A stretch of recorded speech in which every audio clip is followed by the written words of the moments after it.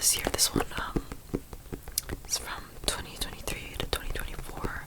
I've got a little bit of the last legs of 2024 in here, so I might read a bit out of here. And then this one is a journal that I got for free, actually, at a campus event. I'm very proud of it, and I managed to fill it up almost all the way.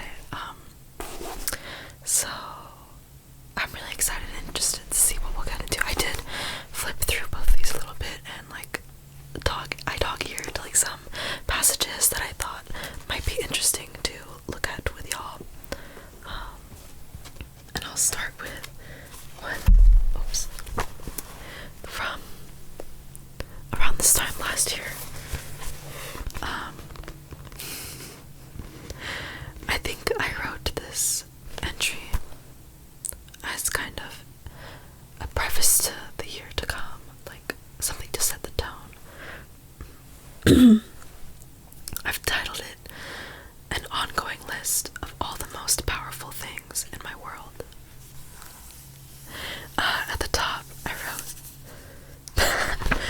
I am sex incarnate, no, love incarnate. I can feel arrows swimming through my veins. So, I want to start off the year with passion and just, like, I remember, like, wanting to hone in on a mantra or something to just, like, latch onto, you know. So I wrote, I made this list because there's power in duality. A lot of these things contradict each other, actually. First on my list of the most powerful things in my world, a resting bitch face that kills, looking murder in the eyes, and standing my ground. That's funny, I think I must have read somewhere in like a Pinterest post or Reddit post, I don't know, but it was like the key to getting people to move for you instead of stepping aside for other people when you're walking down like crowded walkways is to just look straight ahead and think murder, like murder. I don't know, but I like that. So I wanted to adopt an RBF that kills. But then the next item of the most powerful things in my world is smiling to myself, because my own humor in my head is best to get precious to myself sometimes. I think smiling all goofy to oneself can be valuable just as much as an intimidating resting bitch face can be. I value both of them. Next on the list is walking slow, as if I have nowhere to go so quickly. What's the rush? And in parentheses, bonus points for a soundtrack in my ears with a matching cadence. I love that. Like making playlists of songs that are at like just the right BPM for like a leisurely stroll. But then next I wrote, also walking fast is powerful. Just fast enough to pass men up and laugh them without losing a single breath. So sometimes, you know, walking fast is the way to go. I feel like it's empowering with every person you pass up. And getting to where you need to be on time. I'm chronically late, so both of them, sometimes I have to choose. Do I really care about getting there? If I do, then I'll walk extra fast. And that's powerful. It feels powerful. Next, breathing is one of the most powerful things in my world. Deep breaths in and out, because every deep breath is a new day. That's nice and hopeful. Next on the list is counting all the beautiful things in the near vicinity. Not because they're finite in quantity, but because they deserve my acute attention and care. That's sweet. Like, counting all your blessings, I do believe in that. Just reminding yourself to be grateful and grounding yourself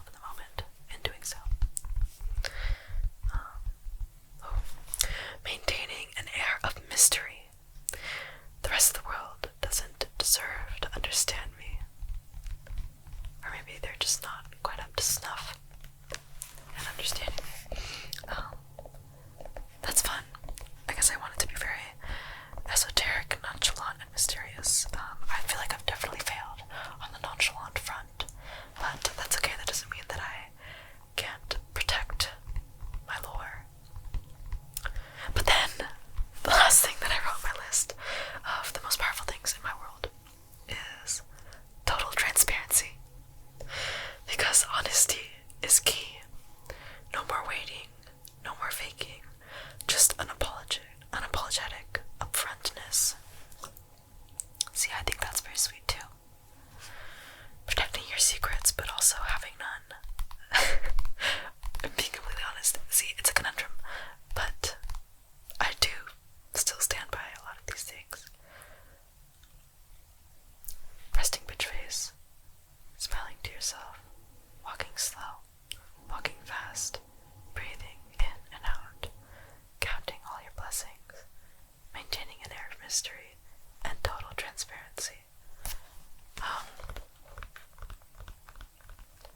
I would say I was pretty successful in staying true to all of those in 2024.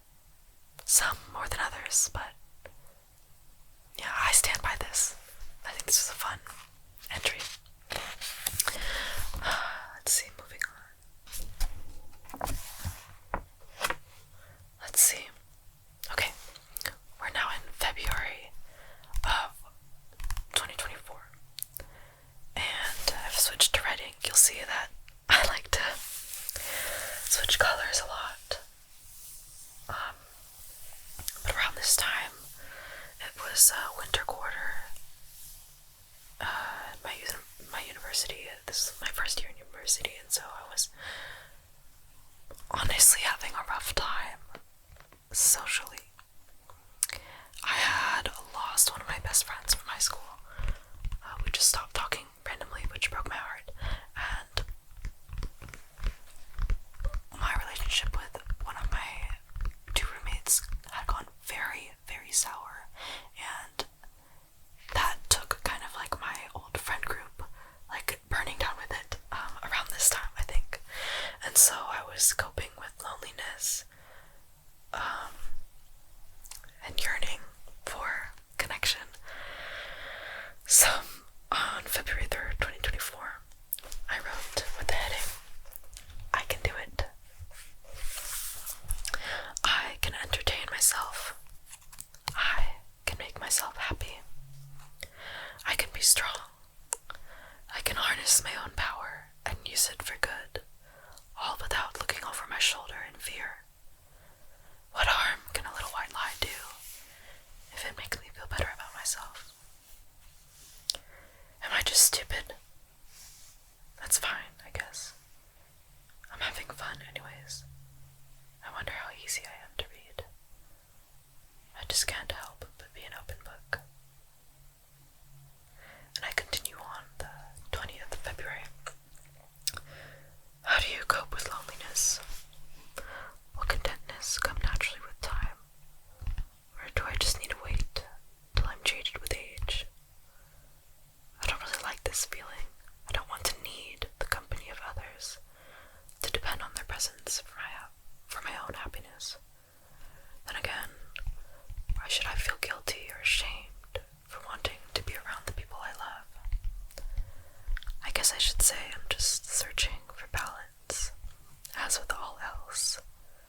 I want to be secure in my own independence, but I also don't want to be so antisocial that I wall myself in. Is that what I'm doing? It could be my anxiety talking. I won't let that hold power over me. At least, I'll try my best not to. So, I guess I was kind of just in a spot of trying to reassure myself that I was capable of finding social connection, that, these failed relationships didn't have to define me. And I'm proud of myself for kind of having that attitude. I think in earlier stages of my life, maybe in years past, I definitely would have faltered under that pressure. But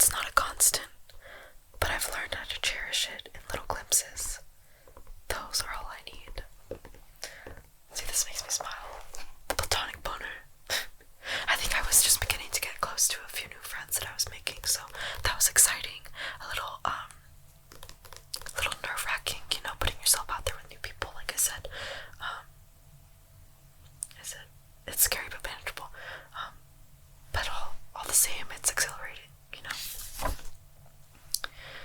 This is sweet. Then the next month, April was my birthday month, and so I was writing letters to my friends. Like I was doing thank you notes just to my friends, because I was feeling very. This was my 19th birthday, my nasty 19. And I don't know, I feel like 19, you don't hear about it being special for a lot of people. I mean, people like to make a big deal about the 18th birthday, the 21st birthdays, and like the 30ths and the 50ths, you know, going over that hill. But my 19th birthday felt like it came at a very formative time in my life. And so I felt like I had a lot to be thankful for, and I wanted to let my friends know of that. And so I was writing thank you notes for all my closest friends, my dearest friends. And one of the reasons why this felt like a very formative time in my life was that it had been a few months since I had broken things off with that best friend of mine, who ghosted me. It was the springtime, now it's April. We had stopped talking in October, so it felt like I had trudged through and made it through a very lonely winter. And so here's a letter that I addressed to that ex-friend of mine, and which I didn't intend on sending, and I won't read to you. It's a little too down. It's a little too much of a downer for my liking, but this was certainly interesting to look back on. Like, what would I say to him if I had the chance? And this was one of the first in actually like kind of many letters, unsent letters that I addressed to him. And I'm glad that I did those. And I'm glad that I kind of look back at them, because it's interesting to track how I felt towards him, and it did get better with time. So I'm proud of myself for that, I guess. So that concludes what I had left in this journal. I'd like to take us now to this brighter one, and a little bumblebee sticker that I have. I think I accidentally stained the cover, and so I was like, oh, let me just put a sticker over it.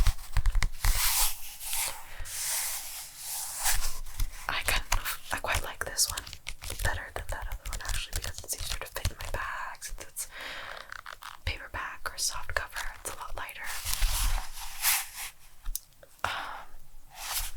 Let's see, I'll check this out. These are class notes. And a fun thing that I started doing in this journal was I started writing down song lyrics that I particularly resonated with at the time of writing each entry. And here I am writing in barely legible blue ink.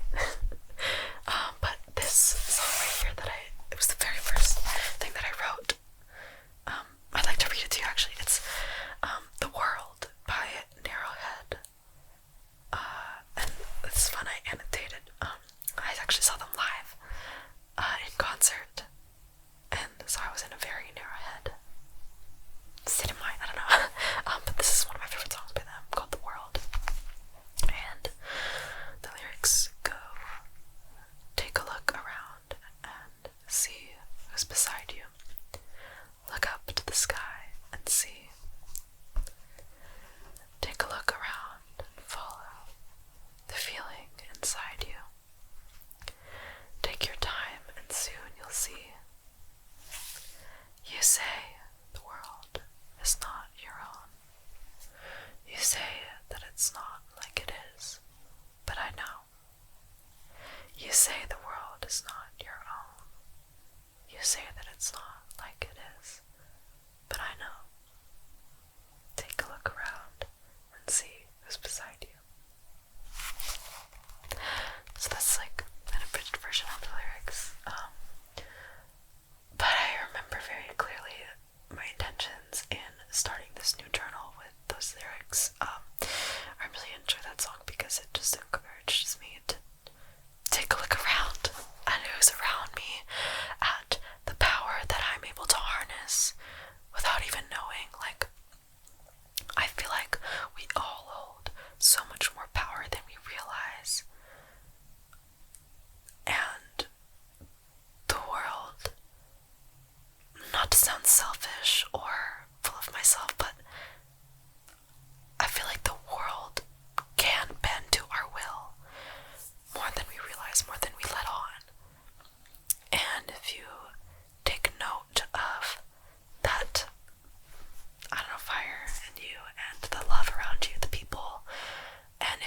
yourself through their eyes, the people that love you and the people that you love, it lifts you up. And that is the attitude that I wanted to go into the rest of my year with. And I think I was successful in that. Let's see. More of me switching pen colors. Here we're now purple.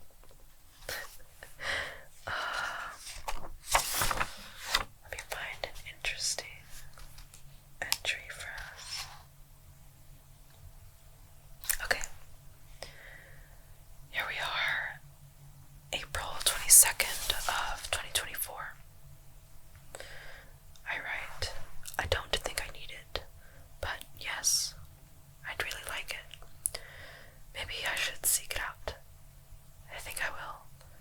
It's already fallen into my lap quite nicely. There's no harm in pursuing something exciting.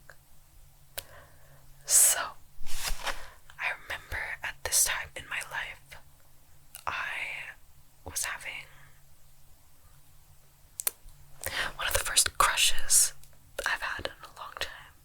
And that feels kind of embarrassing to say, like, to admit that I had, like, a schoolgirl crush. But honestly, it was. I feel like you can get an idea of how it went. The way that my attitude towards it.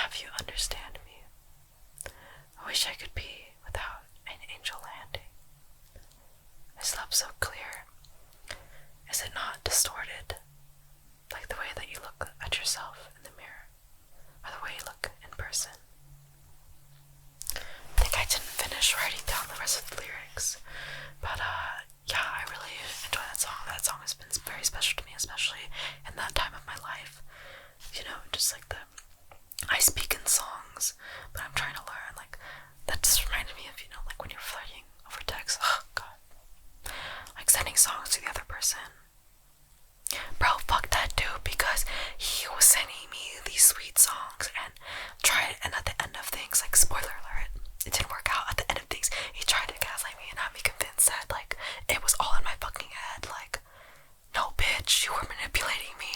No, bitch. Like, I saw it happening before my eyes. My friends saw it happening before our very eyes, and everyone believed it. You had the whole audience fooled. Sorry.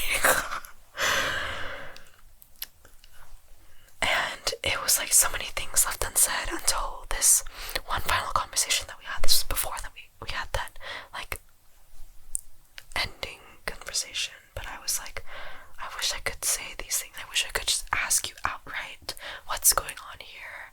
Are you coming on to me? So yeah, I really like the song and its lyrical content. Let's see.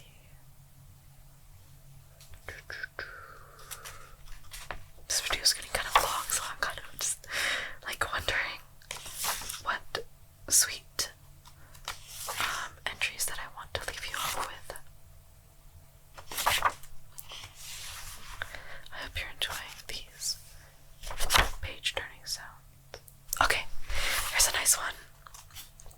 So this is now May 27th of 2024, and I wrote the very top as a kind of palette cleanser. And so the next chapter begins, and you can guess probably that this was after I had broken things off with that romantic interest of mine. But these, like, first entries after that happened were not really sad or angry at all, or even in denial, you know. Like, I was just actually very glad to have broken out of that, because I was so unsure of myself. It was pretty much like your situationship from hell, guys. Like, but having come out of that, I felt so much clarity come over me finally, and so I was kind of ruminating on that, and I wrote, I'll be okay. I'm sure everything will be fine. In fact, I feel great. I feel so happy right now, I could cry. And I was writing how I'm surrounded by friends. They're such real ones. They're so good to me. My partner in crime, my anchor of reality, always on my line. My love is endless. My love knows no bounds. I've dropped that one guy, but I really haven't lost anything. My heart remains full. I'll be alright.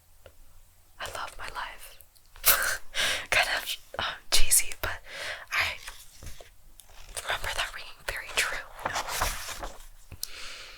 I was not lying, not one bit.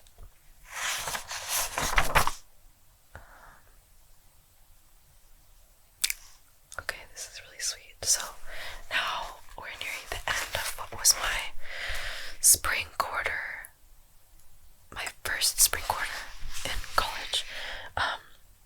And I was about to move out, and so move out of the dorms, I should say. So I wrote, is this really the end? Not of all things, just this era, I suppose. It's been a good one. It hasn't really hit me yet. I'll admit it feels all too soon. My dirty dishes are still waiting to be washed. The Lego set that my friend gifted me is still waiting, sitting on the table, undone. Right on top of the jigsaw puzzle we started but never finished. And decorations still sprawl across every surface of the room, at least as far as we could reach on our tiptoes. The charm that my ex-friend got me from Japan. My roommate and I's wristbands from the Boardwalk Frolic. My best friend's senior portrait by my pillow. Dried flowers above my bed. Jasmine, lavender, and a lone daffodil. The Alex G patch my friend made me for my birthday. My frenzy lost earring on my shelf. My friend's Domo sticker in my phone case. All these little things, I hope they never leave me. I hope they watch over me when I sleep. Soon I won't be sleeping here ever again. This must be one of the most permanent goodbyes I've had to make in a long time. Even so, death is not so finite as it may seem. I'll still see it all in my dreams. It's very sweet and cute and sentimental, don't you think?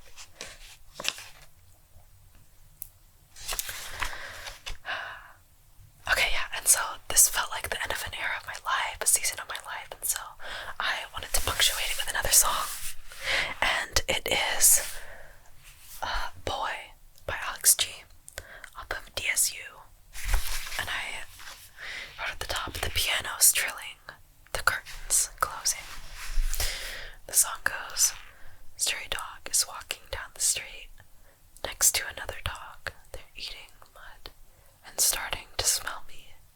Two babies, dangerous and free. Feel like a million eyes on me. Feel like a cannonball. I see a tree. It loses all its leaves, and you are dead to me. You watch someone you know grow into static company, and now you see. Do you wish you were? I am not